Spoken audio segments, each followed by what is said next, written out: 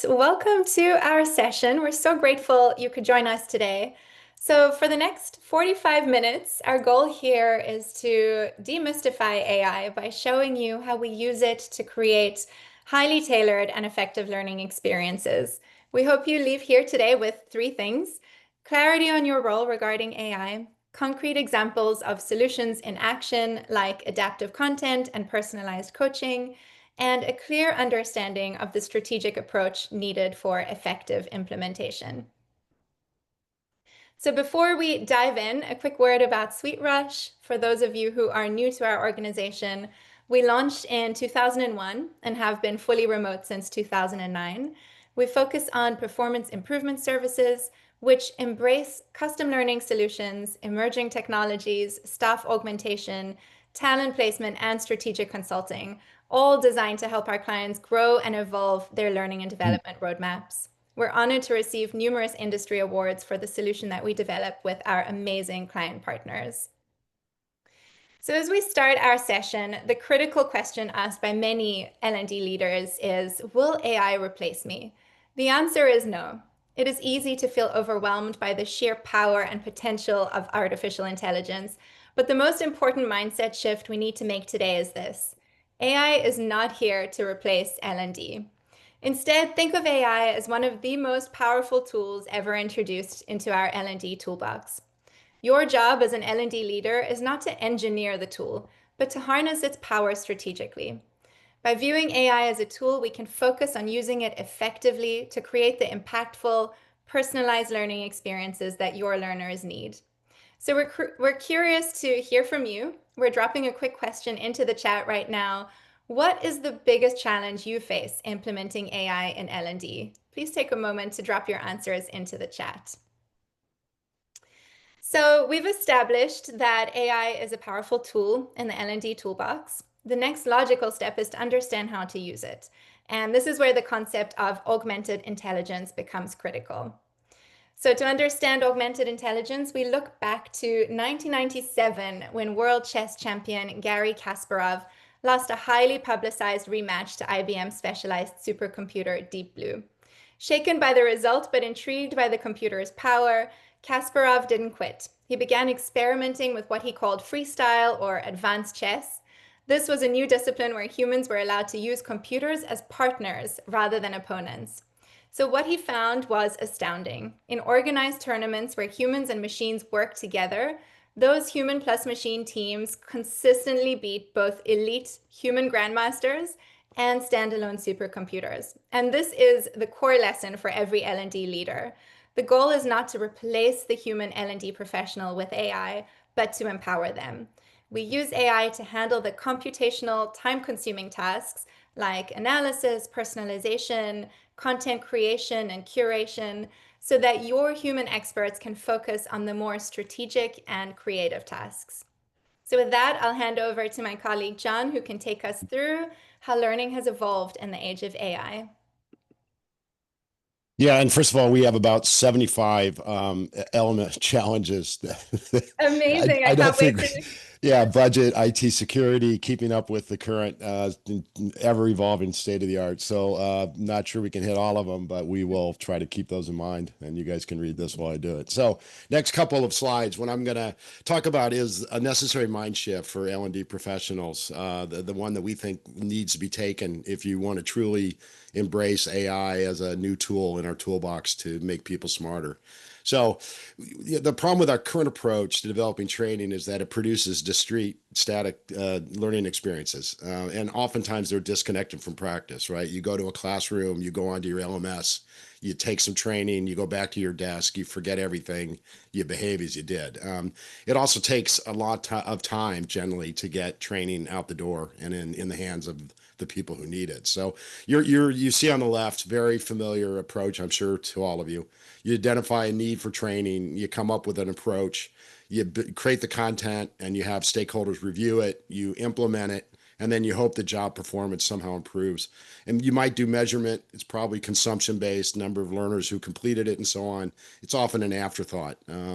This is typically a one-shot deal. You get the training out the door, and then you move on. And so with AI, SweetRush at least believes that you have to shift to a more agile, nonlinear process shown on the right.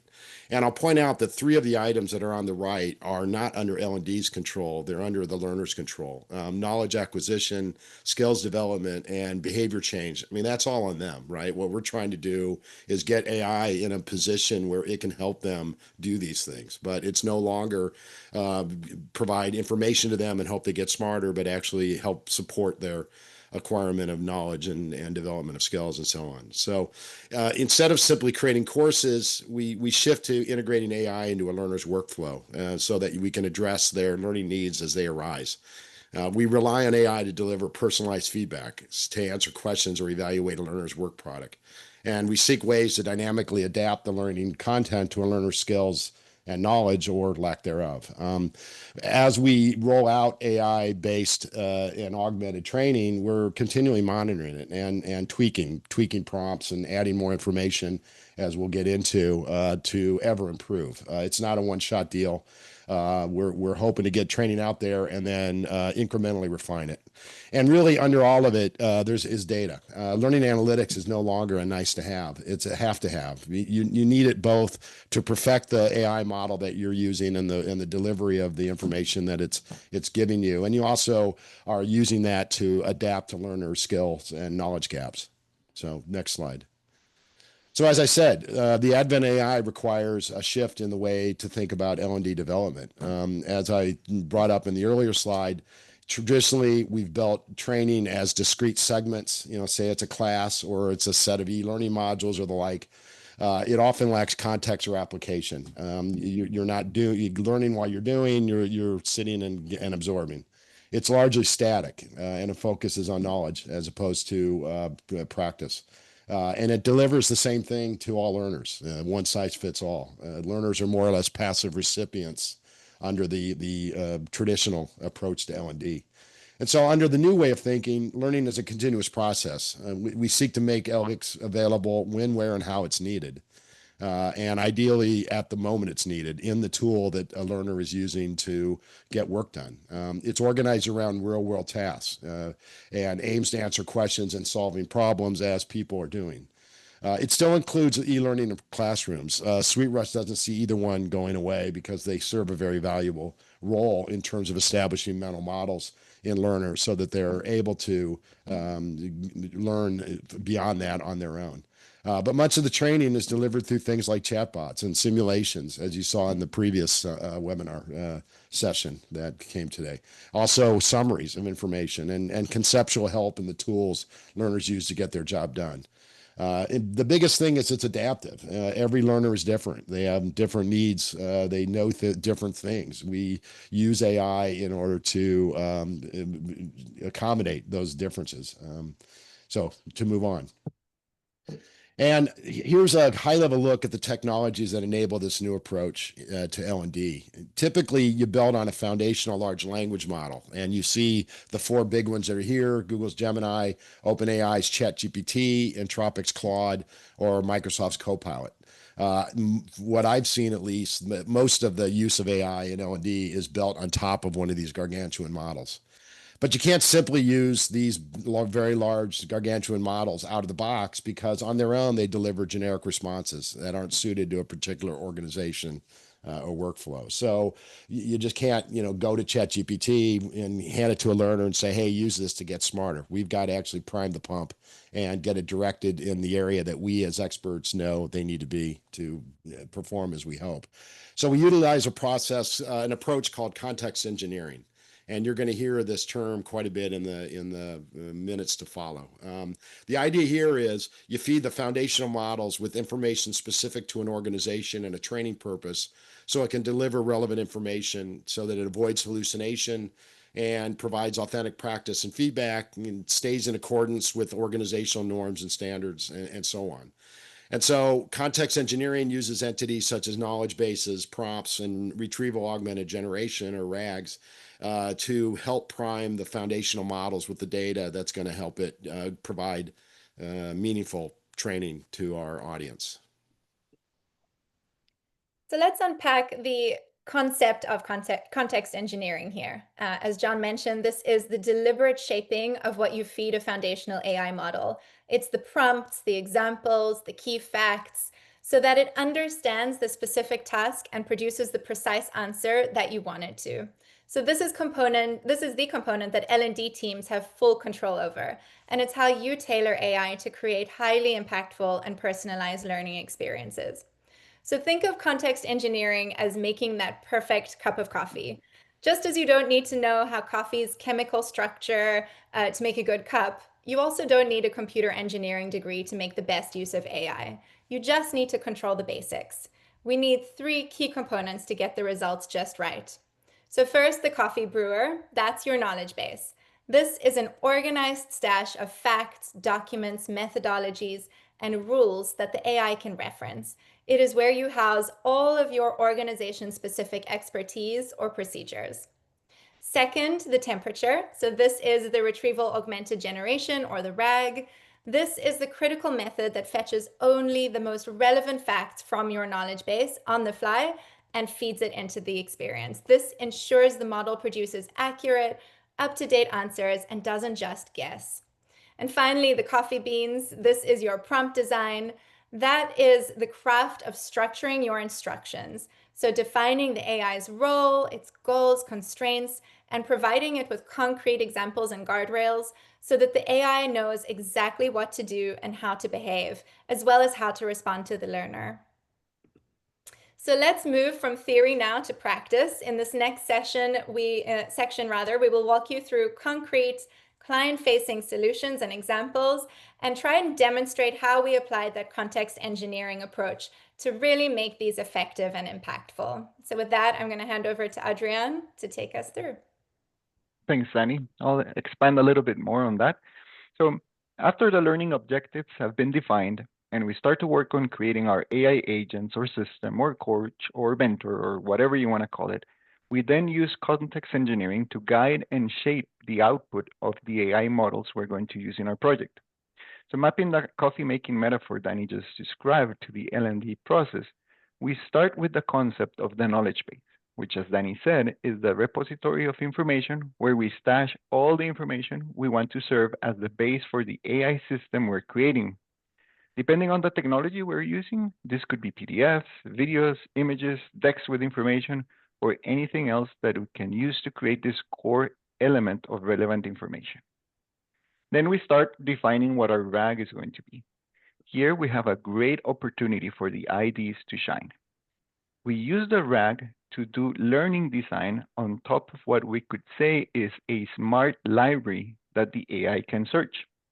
Essentially, through the RAG, we're making sure that the right source material from the knowledge base, the correct prompts, and the learning flow exists. So the AI system we're creating generates good content safely and consistently. When it comes to prompt design, even though you can consider this part of the RAG, we separate it because from a learning design perspective, it plays a very important role. IDs design prompt templates that define how the AI teaches. So for example, your template could start, you're a friendly workplace coach helping learners practice whatever skill. Use only the information in the provided documents to give feedback to the following statement, whatever that statement was. So with this template, the AI system can do its job in a better way. So that was just like a brief example. And finally, constant iteration and validation. We need to test the system to make sure it's working properly. So time for some examples. Let's look at a recent project we developed for the Hilton Hotel Group. They recently upgraded their training to a real-time guest messaging platform, which enhanced how their team members interacted with guests. This AI-powered simulation offered the Hilton team a safe and effective way to practice their communication skills through a series of different scenarios where they would freely input their responses to a particular guest question or situation.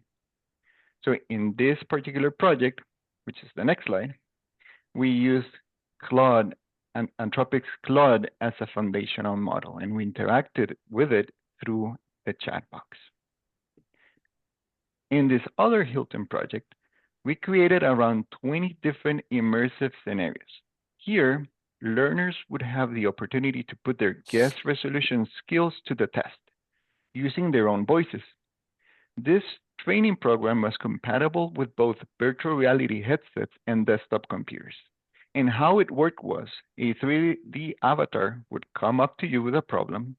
Then you would use your own words and knowledge to provide the avatar with a solution using Hilton's heart resolution methodology. And through voice detection technology, we would pick up on what you said, and using AI, we would evaluate and provide real-time feedback. There were no canned responses or multiple choice options, just the learner and his or her intuition. In this project, we used two additional AI models, mostly for the natural language processing components. And these were Google's Cloud Speech API and Google's Natural Language API. So we had Cloud as the large language model, and these two other APIs from Google to handle all the natural language processing functionalities. Now, this other project went a step further than the previous one I showed. This training simulation was created to practice human-centric coaching skills. What's different from the Hilton project is that here, the learner had one-to-one back and forth conversations with the avatars. The simulation was grounded in the growth coaching model, allowing learners to practice the goal, reality, options, and the way forward model in a safe virtual environment. This was also a virtual reality project. Using a different mix of AI models and audio detection technologies, we go far beyond branching scenarios into a truly dynamic and responsive learning experience. Something worth mentioning here is that the avatar technology is evolving rapidly, and you could see how technology is improving the visual aspects of avatars, both in 3D and 2D environments. In this project, we used pretty much the same foundational models that we used for the Hilton Heart project, but we added an additional layer of technology to also detect sentiment and emotion, allowing us to provide better feedback to the learners and their coaching skills. And then on all three of them, the context engineering side of it was handled pretty much in the same way. Ben? Perfect, thank you. So in this next project, this is a great example of how we've put it all together. It's also an incredibly exciting project because of its relevance to the digital transformation happening across all of our industries. Here we partnered with a global architecture and engineering firm to achieve two key goals. One, we wanted to align every employee with the organization's AI principles. And two, we wanted to empower them to use AI confidently in their daily roles. This project provided a comprehensive approach to AI literacy. So we began by giving learners foundational knowledge, covering everything from the company's specific AI principles and guidelines to AI output review, data security, and ethical considerations. So this helped us to establish a critical baseline for responsible AI use. Moving beyond knowledge, we then shifted our focus to AI mastery. We integrated two powerful AI features directly into the solution. First, featured on the left here is an AI chatbot. So think of this as an ever-present AI companion that is accessible across all of the e-learning modules, allowing learners to ask clarifying questions or dive deeper, so truly tailoring the content to their immediate and personal needs. Second, we developed an immersive prompt engineering simulation. So here learners practice writing effective prompts in response to custom scenarios that are highly relevant to their roles. This critical component allowed them to build their skills and their confidence with the new tools in a safe environment. The true power of this entire experience lies in the context engineering and its custom-built backend. So the feedback that learners receive is not only generated by the AI model, but it is also informed by the custom knowledge base containing the organization's specific AI principles and guidelines. This ensures that the guidance is highly personalized, actionable, and perfectly aligned with the company's internal framework. by pairing that foundational knowledge in the foundational modules with the opportunity to build skills and confidence within these highly relevant real-world scenarios, we're creating a solution that is both incredibly powerful and essential for success in today's AI-driven digital world. So in the previous examples that Adrian showcased, we worked extensively with large enterprise-level AI models. However, an important distinction here is our flexibility. In this specific example, the client had their own proprietary AI ecosystem, which included custom models and specific security rules. So we were not only able to integrate the learning experience on top of their system, but we made it work seamlessly. It's so important to be flexible and agile in this ever-changing AI landscape. We do this by staying technology agnostic. We can integrate our solutions with the major public models, Gemini, OpenAI, Claude, and Copilot, or we can build learning experiences directly on top of your proprietary in-house AI models and data sets, as demonstrated in this case study. So now we return to our foundational principle of this session, is that AI is a tool to augment human intelligence, not replace it.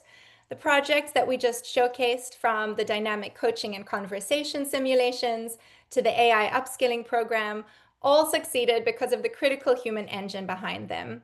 Building impactful AI-powered learning requires a blend of specialized human roles working together. The learning experience designer, or the instructional designer, defines the learning objectives and structures the context engineering, ensuring that the AI teaches the right thing in the right way. The developer, or the engineer, handles the technical execution and the integration, making sure that the solutions are robust, scalable, and secure. The creative director and the graphic designers provide the visual fidelity, ensuring that the avatars and the engaging interfaces capture the learner's attention. And finally, the user experience specialist focuses on accessibility, intuitive navigation, and making sure that the interaction is seamless for the end user. Every single one of these roles was extremely helpful in the development of the projects that you just saw. So we just showcased several real-world examples of how we integrate AI into our learning solutions to make those experiences more impactful for learners, whether through personalized coaching or dynamic conversations. That's the solution side of things. But of course, AI extends far beyond the learner interface. There are a myriad of other ways, as I'm sure you're all familiar, to use AI in other stages and phases of our projects, for content analysis, project design, and development efficiency. So when you look at integrating AI into your workflow, you generally face two strategic paths.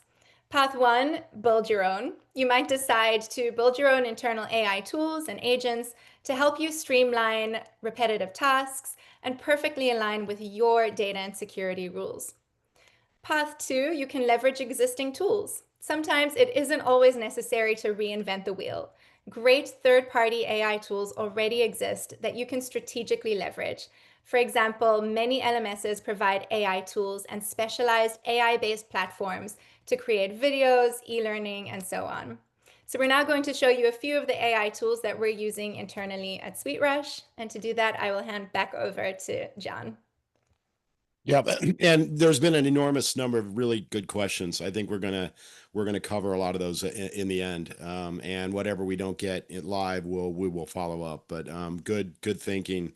They're all good topics to discuss, but we want to live within our 45 minutes here. So here's an example of a custom tool that we built specifically in working with Coursera. So Coursera offers a lot of off-the-shelf technical training, teaching how to be a Microsoft network specialist or a Python programmer or so on. And working with them, we wanted to bring AI in order to develop content for this training. Typically the training consists, it's many hours. It consists of a combination of video. There's text and graphics. There are practice sandboxes and assessments. And so the goal was to bring in AI to help us improve the quality of the training and simultaneously to reduce the time and effort that's needed to develop a typical Coursera course. So what you're looking at here in this diagram, it illustrates the AI-driven learning design process we use. So we're using AI here to generate the content, less so to actually execute it once it's deployed. So to walk you through it, it always starts by identifying what are the performance objectives for the course, and then develop an outline. I mean, regardless of whether you're using AI or not, you need to start with what are we really trying? How are we trying to make people smarter? And then you ask yourself, how do we use AI for that? So in this case, we started with identifying what we wanted to achieve and teaching someone how to code in Python, say. And then we generate a general outline for this. And then we actually had multiple developers working on the parts of the course.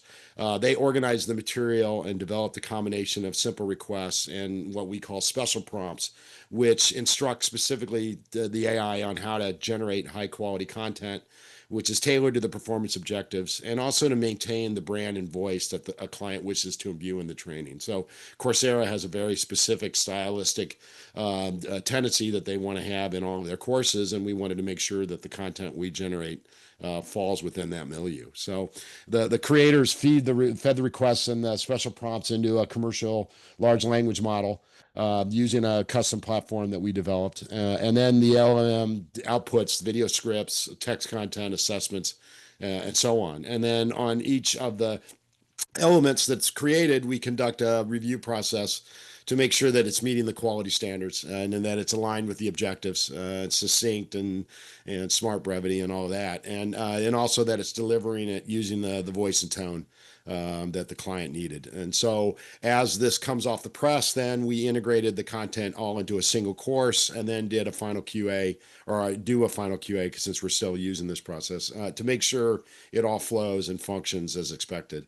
And then at that point, we publish a course, and then we analyze the heck out of it, seeing how people are moving through it, how quickly or slowly are they doing it, are there any problems that they run into, and then the process accommodates iterative improvement so that we can finally bring the course to where it's optimized to make people smarter. Lots of great questions. I'll push through to see if we can answer as much as we can. So we have seen an increase in requests for more advanced audio analytics, especially when you have projects that use natural language processing as a way to interact with content. These types of audio technologies have greatly improved thanks to the use of Gen AI. In the past, having access to audio analytics was expensive and added a great deal of latency to the content. It made it almost impossible to do real-time simulations. Plus, any verbal interactions were limited to keyword tracking, making the dynamic feel scripted or unnatural. Today, Gen AI makes it easier to do audio analytics. And because of this, we created a tool that easily plugs into the content development process, collecting valuable information to enhance the learning experience. This tool is just another example of custom tools that you can create to enhance your work. And we mentioned custom tools, but what about third-party tools? Well, strategically, we select and leverage best-in-class third-party tools when they offer the right balance of quality, speed, and cost-effectiveness. Here, what you need to look out for are the compromises and limitations of using one-size-fits-all tools. Sometimes they do the trick, and sometimes they are very limited. The important thing is to manage your expectations and align them to the real output of the tool you selected. If you're good with that compromise, then perfect, everything should work out. But beware that technology is also evolving very rapidly, so take that into consideration when selecting a tool. Another thing that you can do is mix and match different tools. So we're going to show you a few seconds of a 100% synthetic video that we put together using different tools. What's relevant here is that this is a sample of a complete sitcom, like a 30-minute sitcom we did for a client project. This was achieved thanks to the mix and matching of different tools. And especially because of that, we managed to create the consistency throughout the half an hour of video, which was actually the biggest challenge here. Danny. Oh, you're on mute, Danny. Sorry about that. I will play the video. I think it's a 3-minute video, but I'll play maybe 10 to 15 seconds to give you a sense of how it came together. If pizza's round, why do they put it in a square box and cut it into triangles? I lose sleep over that. That's what you're thinking about? I'm still trying to think about what you said about knowing myself. I get it. My advice can be a lot to process. Being a genius is a burden, really. Well, something is a burden. Whoa, look, a dog. Poor little guy. I think he's lost. Wait, hang on. Don't just rush over there. Aren't we gonna help him? That's a Shiba Inu mix. They can be really shy and scared around new people. If we approach too fast, he'll just run away, maybe into the street. It's okay, bud. We're not gonna hurt you. That's it. All right, I'll pause it there, but this was a complicated video to put together, as you can imagine. Lots of things to take away from there, just the facial expressions, the AI voices, the transitions, the way we have two people interacting. Those are challenging things and required a mix of different tools that our team worked with. Adrian, So- Cleve, any other context to add to this? No, just the tools, in case anyone's wondering, for this video were Hagen BO3, Midjourney, Hickfield 11 Labs, and After Effects.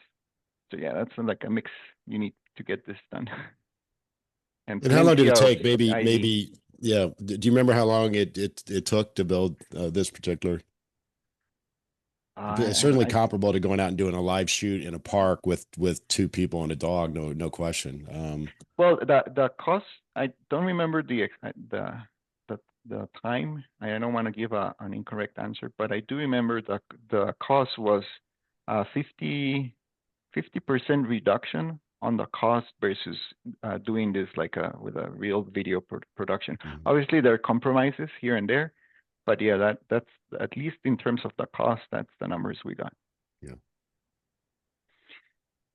And I Where think do we start with the question? Yeah, I was just going to round us out by saying it's just a perfect closing sentiment in that, the message that we started, that we need to augment intelligence, that AI isn't just this magic pill that we can come in and give an instruction to a tool and it's going to generate something for us, but rather it takes intention, it takes strategy, it takes a mix of tools and a really talented team behind it to pull together things that are authentic and impactful and really strategic and useful for our learners. So with that, that brings us to the end of our presentation. And I'm just so grateful that you were sharing your time with us today. I know we've covered a lot of information. So let's dive into some of the great questions that we have in the chat here. Well, we might start with There's- one. We might start. Chris Kelly actually went to the Q&A to ask the Okay. questions, and Yeah. Adrian, we promised that we would address it. So, how Okay. in some cases it looked to him as if we were using multiple LLMs. How did the use of multiple LLMs work? Do we do that? Does it work? Why would we do that versus build on a single foundational Okay. language model? I can answer that. Danny, do you mind going to slide 5? Sure. So how it works is you have the LXD component, right? You're guiding, you're defining learning objectives, deciding how to navigate them and all of that. You do that through context engineering. And then the AI models, basically you choose the models that are going to fulfill those objectives that you set out to do. In our case, can you go to, I don't know, maybe slide 16. So in this particular project, in all of our projects, we use only one large language model as a foundational AI model. We worked a lot with Claude. We also use OpenAI. It depends a lot on the context of the project. Now, the other two that are there, Google Natural Language API and Google Cloud Speech API, they belong to other AI foundational models. So remember, there are plenty of foundational models. You have like vision, you have LLMs, you have ones for natural language processing, you have for speech to text. So there are different AI models that do different things. And the really cool part of this is that you can mix and match them also to fulfill the learning objectives. And then you guide and shape the output of those mix and match of AI foundational models through context engineering, which again, we believe is in the hands of learning designers and a team of developers and creative directors and so on. Hopefully that answered your question. Yeah. And then there's another question from Christopher around HCAI, which is a human-centered AI. And I hope that so I'll take the first crack at this. So the notion here is, you're using some of the concepts that came out of the human-computer interaction research and whatnot that's ongoing, but that, started back in the 70s and 80s. But then you're bringing AI into it. So the idea there is, how do you actually augment intelligence, which we talked about in an earlier slide. And if you're asking whether we're using the formal aspects of this trend, certainly we're very aware of the need to harmonize with somebody's doing. And I'll give you an anecdote. I mean, these days, whenever I open like Google Docs or Sheets or a Microsoft Office thing, constantly I'm being asked, do I want AI to help? I mean, I was in a LMS this morning and it's saying, hey, do you want to use the AI piece of it? A lot of times it'll come up in a pop-up that's actually blocking some of the text that I was about ready to edit. So I've got to get it away. So clearly there's times where I want to say, I don't need you. I want to do my job. And you're just getting in my way. And so this notion of being helpful without being annoying is a fine line. And I think that in many respects, I see a lot of platforms that are kind of going over that line. They're getting in your face. People learn when they want to learn, and if they don't want to learn, it's been fairly clearly established and researched. You're trying to teach them when they're not in a position to want to learn doesn't work. You're only going to annoy them. They're going to be resistant. They want to get away. So being able to pick up on learner cues and user cues and have them ask for help or for assistance or a simulated sandbox is a huge piece of all of this. It's making sure that the AI just doesn't ham fist its way into a learner's life, because that's not going to work ultimately. This one's interesting from Victor. What would you recommend to one person L&D department with almost no budget? Are there reduced capacity free versions of Claude or Vocaturi? So just to be clear, Vocaturi is not a foundational AI model. They're specific to voice analytics. That's a tricky answer. I mean, most of the tools have a free entry point, but there are two things that increase cost exponentially. One is security. So like the way data is handled, data localization and all that stuff, the more restriction you or your clients have in that area, the more it'll increase cost when it comes to the service providers. And then the other one is tokens. So the more complex things and the more things you put the AI system to solve, the more cost you're going to have. So you can definitely start. So don't feel like budget it's prohibited, but the more complex it gets, the costlier it's going to be. Any other ones you? Well, one thing, yeah, I mean, early on, we were talking about challenges to AI. One of the big ones is IT, right? And we've all bumped up against the specter of IT. They're obviously worried about, is proprietary stuff going out the door? Are there sufficient controls and processes in place? And it's a legitimate question for an organization to ask, and it is one that might prevent people from diving in deep to play with this. Certainly, SweetRush, with all of our clients and even for our own internal use, I mean, we established best practices and ethical guidelines very early on in the process about when SweetRushians are allowed to go off and feed things into ChatGPT. One example being is nothing that's proprietary or client related should ever go out without us being aware of it. But on the other hand, what we've seen a lot lot of organizations have done is they've created kind of their own proprietary, like you saw in the one case of the global engineering group. We didn't work with a foundation, one of the big four LLMs. We worked with their proprietary one that I believe was built on one of those, but it was managed and maintained by the organization itself, so that IT and the lawyers and the risk analyzers felt comfortable in knowing that proprietary information wasn't going out the door and it wasn't a problem. So one way to do that, which obviously for a very small business or organization might be prohibitive, is to investigate into building your own special space where you're using an LLM, but IT has been able to vet it and ultimately bless it for your internal use. So, and Adrian, I don't know, you have a lot of experience with this as well. I don't know if there are any other